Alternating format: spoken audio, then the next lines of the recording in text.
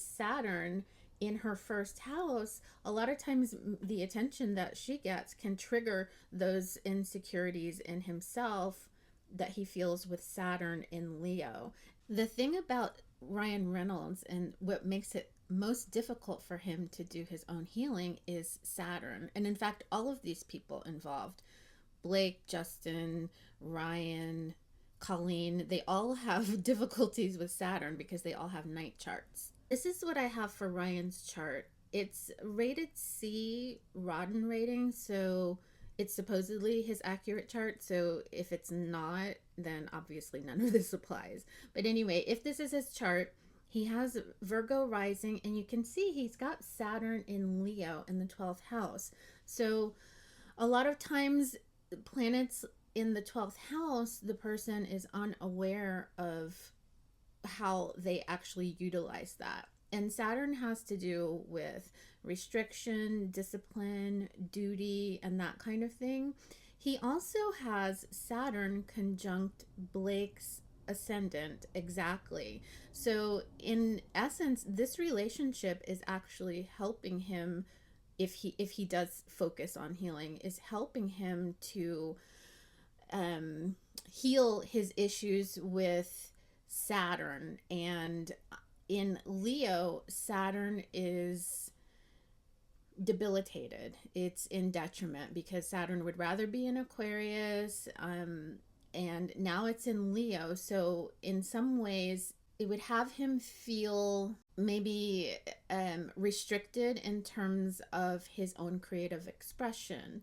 And it could have to do with issues of pride and maybe even an excessiveness in terms of pride. There can be an insecurity in terms of self-expression, and maybe having a sense of pessimism about how he can shine in the world, because this is all hidden and not expressed. So this is the chart I showed before with his chart laid over Blake's chart, and you can see way on the far side that Saturn is exactly conjunct her ascendant.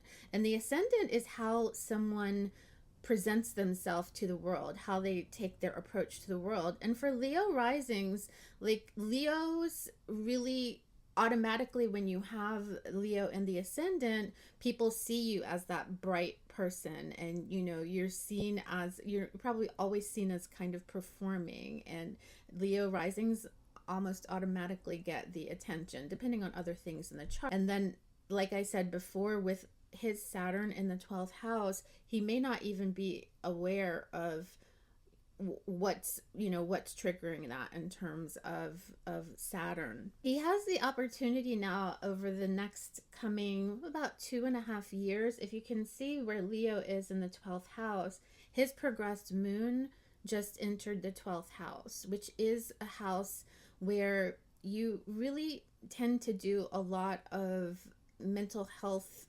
healing, and you have probably some isolation. Now, he did just come out of a 12th house year, so he probably was already feeling some of that over the past year since his birthday in 2023 to 2024.